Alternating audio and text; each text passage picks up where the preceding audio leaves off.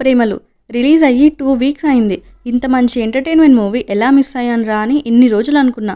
మొత్తానికి రాజమౌళి గారు సక్సెస్ మీట్లో మూవీకి ఇచ్చిన హైప్ చూసి నిన్న వెళ్ళా మూవీకి.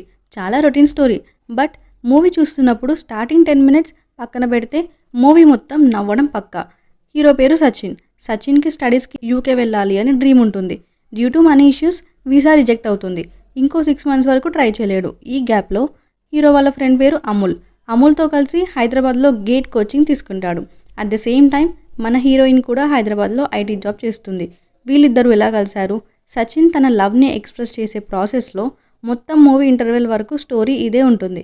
అసలు క్లైమాక్స్లో హీరోయిన్ ఓకే చెప్పేస్తుంది. స్టోరీ చాలా simple, but taking and comedy characters బాగా నవ్వించాయి.